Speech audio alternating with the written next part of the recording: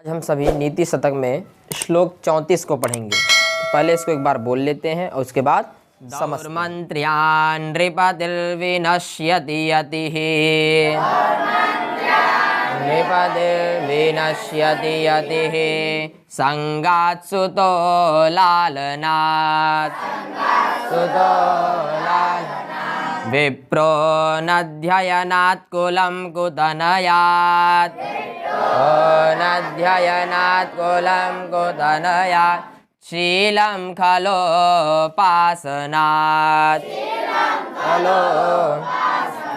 हरेर्मद्यादनवेक्षणादपि कृषिः द्यादनवेक्षणादपि कृषिः स्नेहप्रवासाश्रयात्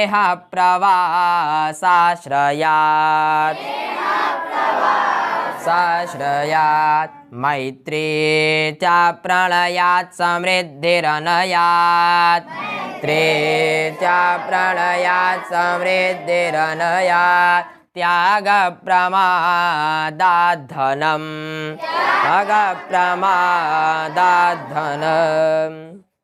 यह भी जो श्लोक है अर्थ पद्धति का है कि नहीं। और इसका छंद क्या है? शार्दूल विक्रीडित छंद है। कह रहे हैं दौर मंत्रियात। क्या कह रहे हैं? दौर मंत्रियात। ये ना दिख रहा है लेकिन मूल स्वरूप इसका ता है। क्या है? ता। इसको ना हो गया है। समझ गए कि नहीं? किस सूत्र से? यरो नुनासिके नुनासिको वा के द्वारा। समझ गए कि नहीं? अब देखिए क्या कह रहे हैं। कह रहे हैं दौर मंत्रियात नृपति। क्या कह रहे हैं? दौर मंत्रियात नृपति। नृपति मतलब राजा का। समझे कि नहीं? कह रहे हैं राजा का विनश्यति अर्थात विनाश हो जाता है। क्या कह रहे हैं? नृपति अर्थात राजा का क्या हो जाता है? विनाश। कब राजा का विनाश होता है? तो कह रहे हैं दौर मंत्रियात। क्या कह रहे हैं? दौर मंत्रियात।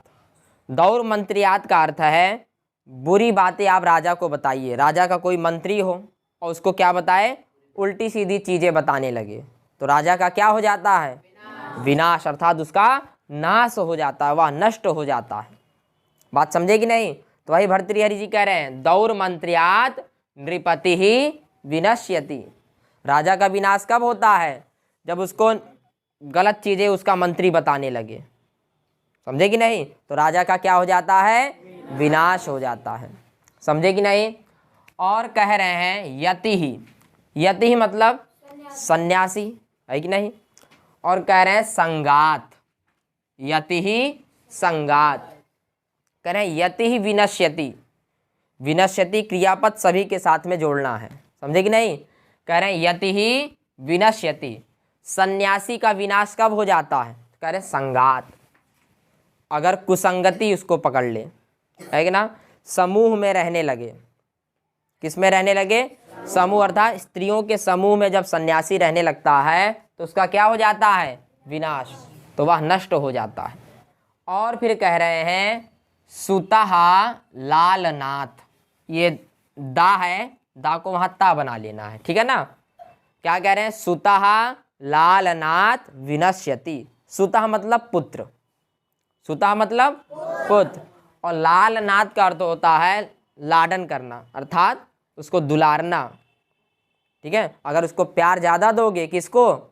पुत्र को। लाड प्यार ज़्यादा करोगे तो पुत्र का क्या हो जाता है? विनाश हो जाता है। समझे कि नहीं? तो वही भर्तृहरि जी कह रहे हैं सुतो लालनाथ विनश्यति। पुत्र का विनाश कब होने लगता है?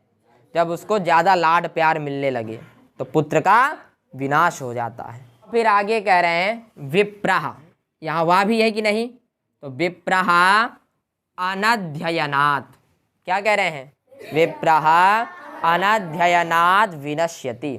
विप्र का अर्थ होता है ब्राह्मण।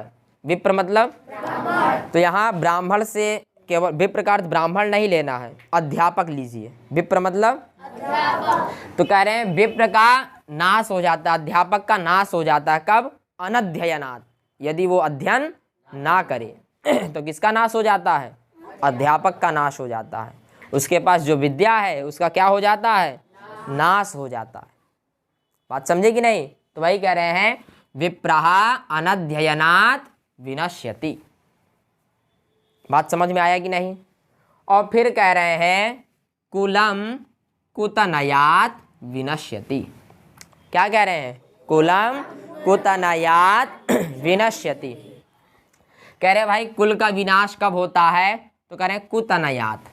तनय कहते हैं पुत्र को, तनय मतलब पुत्र। और कैसा पुत्र हो जाए? कुत्सित पुत्र हो जाए, कुपुत्र हो जाए तो किसका नाश हो जाता है? कुल का नाश हो जाता है। यदि पुत्र जो है बुरी आदतें लग जाए, उसको क्या लग जाए? बुरी आदतें, समझे कि नहीं? कुपुत्र हो जाए, क्या हो जाए? एक पुत्र होता है और जब पुत्र बिगड़ जाता है तो उसको क्या बोलते हैं? कुपुत्र कहते हैं, समझे कि नहीं? और तनय मतलब क्या होता है? पुत्र होता है। कह रहे जब पुत्र कुपुत्र हो जाए तब किसका नाश हो जाता है? कुल का नाश हो जाता है। किसी घर का कोई बालक हो, वो गंदे मार्ग पे चल दे तो पूरा कुल नाश हो जाता है कि नहीं? है? लोग कहते हैं किस कुल में जन्म ले लिया, लगता है इसका कुल ही ऐसा है, कह देते हैं कि नहीं लोग? तो वही कह रहे हैं जब कुपुत्र हो जाए तो किसका नाश हो जाता है? कुल का। समझे कि नहीं? और फिर कह रहे हैं शीलम खलोपासनात्। क्या कह रहे हैं?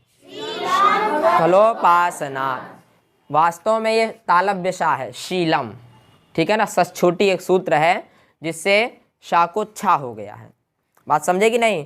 तो कह रहे हैं शीलम खलोपासनात्। खल कहते हैं दुष्ट व्यक्ति को। खल मतलब दुष्ट व्यक्ति। अगर दुष्ट व्यक्ति के साथ क्या हो जाए? उपासनात् हो जाए, अर्थात संगति हो जाए। किसकी संगति हो जाए? दुष्ट व्यक्ति की संगति हो जाए, समझे कि नहीं? खल कहते हैं दुष्ट व्यक्ति को। खल मतलब दुष्ट व्यक्ति।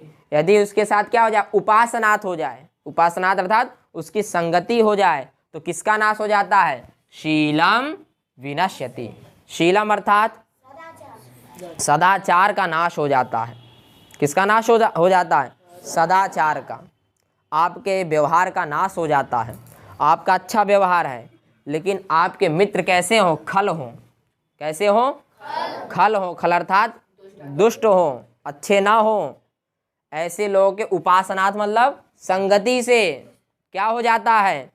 शीलम विनश्यति। शीलम अर्थात सदाचार मतलब व्यवहार, आपके व्यवहार का नाश हो जाएगा। इसलिए मित्र कैसे बनाइए? संगति किनका कीजिए? अच्छे लोगों का। खल की संगति मत करिए। बात समझे कि नहीं? आप देखते होंगे 2-4 लोग बैठे हैं और 3 लोग दारू पी रहे हो, एक लड़का दारू ना पी रहा हो, और यदि उसके घर वाले देख लें तो क्या कहेंगे? ये भी बिगड़ गया, और आज नहीं तो कल तो पीने ही लगेगा। पीने लगेगा कि नहीं? तो वही भर्तृहरि जी कह रहे भाई सदाचार का नाश कब हो जाता है? खलोपासना।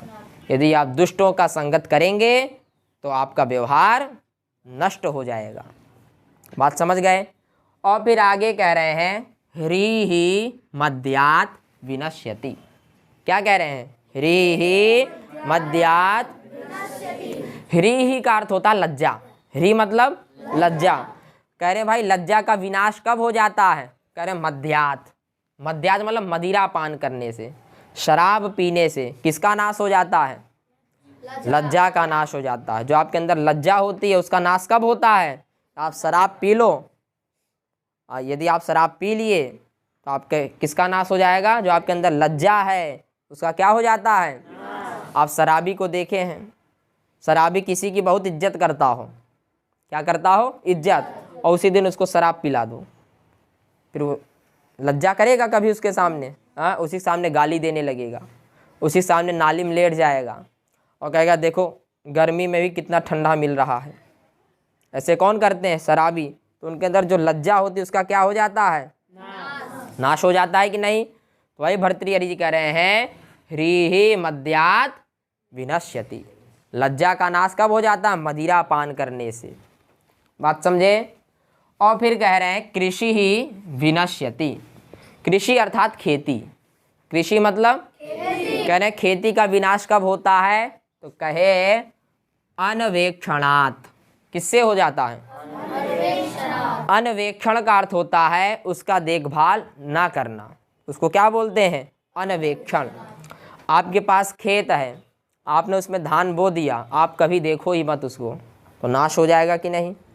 तो वही बोल रहे हैं, कृषि ही विनश्यति, खेती का नाश कब हो जाता है? अनवेक्षणात्। अनवेक्षणात् मतलब देखभाल न करने से खेती का नाश हो जाता है। बात समझ गए कि नहीं। और फिर बोले स्नेहः प्रवास आश्रयात्। ये ना है, जैसे यहाँ मैंने आपको बताया ना, जैसे यहाँ हम लोग अभी बताया था ना, ता था, ता को क्या हो गया था? ना। वैसे ही प्रवासरयात्, माँ के कारण उसको ना हो गया है, और वास्तव शब्द क्या है? प्रवासया। समझे कि नहीं। करें स्नेहः विनश्यति, स्नेह का नाश कब हो जाता है? कह रहे हैं प्रवास आश्रयात्।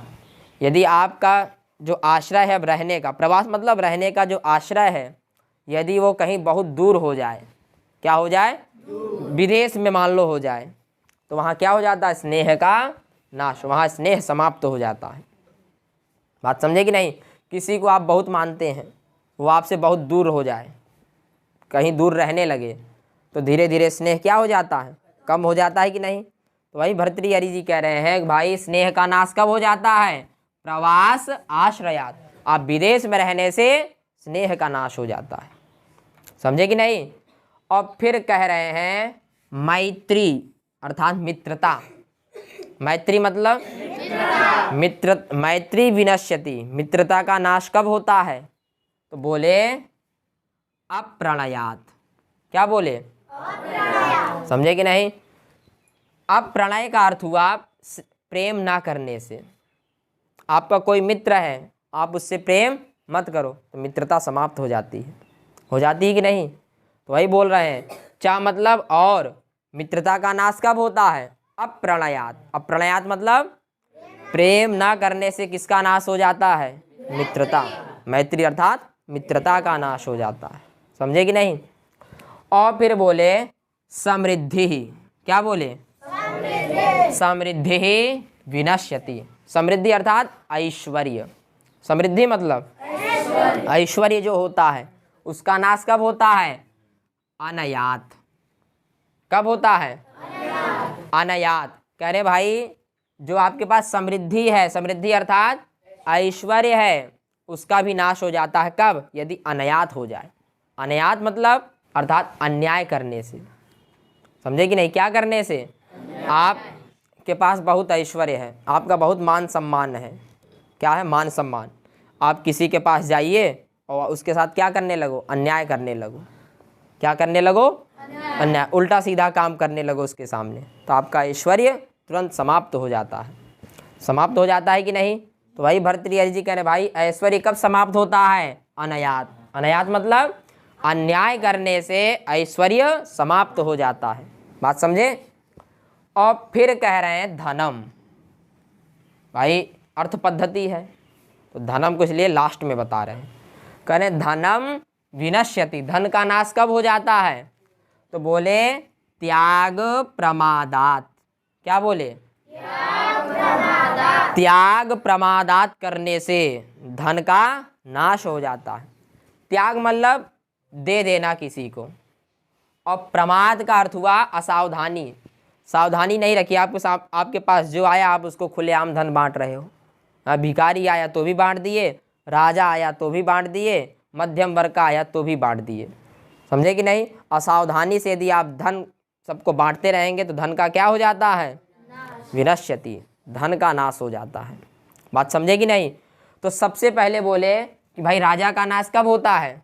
दौर मंत्र्यात। यदि उसका मंत्री उसको उल्टी सीधी चीज बताने लगे तो राजा का नाश। और बोले सन्यासी का नाश कब होता है? संगात। समझे कि नहीं। संगति से यति का नाश हो जाता है। कैसी संगति? स्त्रियों की व्यभिचार रूपी जो संगति है, उससे सन्यासी का भी नाश हो जाता है। और बोले भाई पुत्र का नाश कब होता है? लालनाथ। लाड प्यार करने लगी पुत्र को तो सब नाश कर देगा। समझे कि नहीं। और फिर बोले अध्यापक का विनाश कब होता है? अनध्ययनात्। अध्यापक नौकरी लग जाए, पढ़ाई लिखाई छोड़ दे, तो उसका क्या हो जाएगा? विनाश हो जाएगा। और बोले भाई कुल का नाश कब होता है? बोले कुतनयात्। कुल का नाश कब होता है? कुत तनय मतलब पुत्र, और पुत्र कैसा? कुपुत्र हो जाए। कुपुत्र मतलब पुत्र सभ्य ना हो, उल्टे सीधे काम करे, ऐसे पुत्र से किसका नाश हो जाता है? कुल का। और बोले भाई शीलम, शीलम का नाश कब हो जाता है? सदाचार का नाश कब होता है? व्यवहार का नाश कब होता है? बोले खल उपासनात्, उपासनात्। खल मतलब दुष्ट व्यक्ति के संगति, उपासना मतलब संगति से, उसके साथ में रहने से किसका नाश हो जाता है? शीलम, आपके व्यवहार का नाश हो जाएगा। आप दुष्ट व्यक्ति के साथ रहिए तो क्या हो जाता है? अच्छे व्यक्ति का भी नाश हो जाता है कि नहीं? बात समझ गए? और फिर बोले भैया लज्जा का नाश कब होता है? मद्यात, मदिरा पान करिए तो आपकी लज्जा समाप्त हो जाएगी, समझे कि नहीं? आप जिसका सम्मान करते हो उसी सामने आप दारू पी के आ जाइए तो उसका सम्मान करोगे कभी? उल्टा गाली और देने लगोगे। तो लज्जा का नाश होता है मद्यात। और फिर बोले कृषि का नाश कब हो जाता है? अनवेक्षणात्, देखभाल खेती का मत करिए तो खेती नाश, समझे कि नहीं? और बोले स्नेह का नाश कब हो जाता है? प्रवासाश्रयात्, समझे कि नहीं?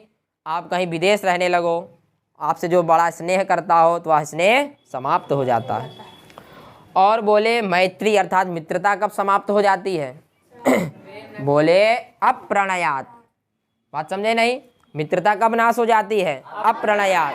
अप्रणयात अर्थात प्रेम ना करने, प्रेम ना करने से मित्रता भी नाश हो। और कृष्ण और सुदामा में प्रेम नहीं होता तो आज उनकी मित्रता यहाँ तक नहीं होती, समझ गए कि नहीं? और समृद्धि का नाश कब होता है? बोले अनयात। क्या बोले? अन्याय करने से समृद्धि का नाश हो जाता है। और बोले धन का नाश कब हो जाता है? त्याग प्रमादात। आप बांटते रहो हर जगह, धन जहाँ जो मिला बांट दिए तो उससे क्या होगा? धन का नाश हो जाएगा। बात समझ गए कि नहीं? इस श्लोक का अलंकार क्या है? दीपक अलंकार है इस श्लोक में। कौन सा अलंकार है? दीपक। आप श्लोक समझ गए तो बस आज के लिए इतना ही।